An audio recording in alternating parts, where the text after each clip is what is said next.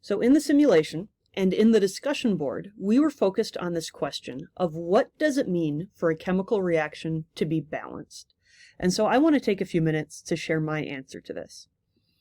So first, I think of it as the amount of each element type is constant during a reaction. So if you compare your reactants to your products, and if you look for a specific element, so for example, if you look at how many hydrogen you have in your reactants and how many hydrogen you have in your products, that amount should be the same.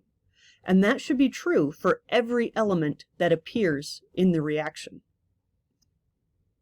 This is sometimes called the law of conservation of mass.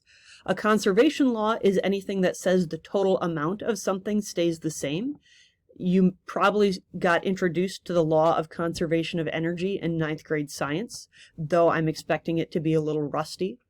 All you have to know is that the law of conservation of mass tells us that the total mass has to stay the same, and that fits with this idea that the total number of each element stays the same. So let's go through an example of balancing a chemical reaction. So I have a statement here. Sodium chloride and fluoride react to form sodium fluoride and chloride.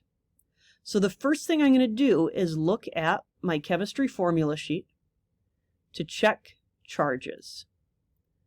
And I see sodium is +1, chloride is Cl, and it's -1. I don't have to worry about the charge on fluoride yet because it's not bonded with anything, and I'm just given that it is F2. But I will have to deal with that on the product side of this, since it bonds with the sodium. So that's going to be a -1 charge. And then the chloride, I'm not going to have to worry about its charge at the end. So now I'm ready to build formulas. That's the first step I'm going to take. So Na and Cl each have a charge of 1. Na is +1, Cl is -1. So that means if I add up those charges, they're already going to equal 0. So I don't need any subscripts. For fluoride, I'm given that it's F2. Next up, if I look at my sodium fluoride, again, I've got a +1. Oh, and that should be an Na up there. Sorry about that. I've got a +1 on from the sodium and a -1 from the fluoride. And so those charges are already going to add up to 0.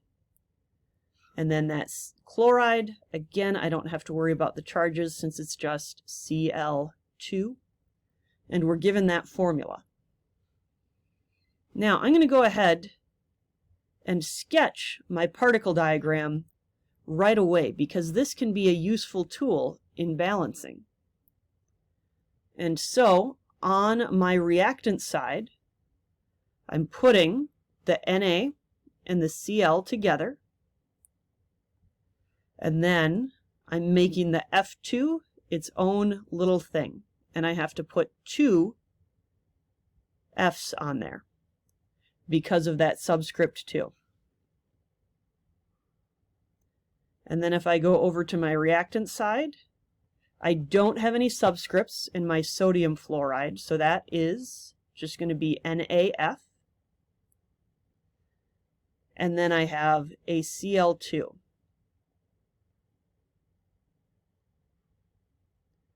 Now, if I think about that definition of a balanced chemical reaction, I see some trouble here right away because I start out with 2 F's, 2 fluorides, but I only have 1 at the end. So what I'm going to do, I'm going to try putting a 2 in front of that. That gets me a second sodium fluoride. I'm drawing it separate from the first one. and I'm not changing the formula. When we balance, we cannot change the formula since that depends on the charges. But I can add another of that group. So now if I check, my fluorides are good. I start with 2, I end with 2. But now I'm ending up with 2 sodiums, but I only start out with 1. So I'm going to go ahead. Sorry about that, forgot to silence my phone. I'm going to go ahead and put a 2 in front of that sodium chloride. So I can draw a second NaCl.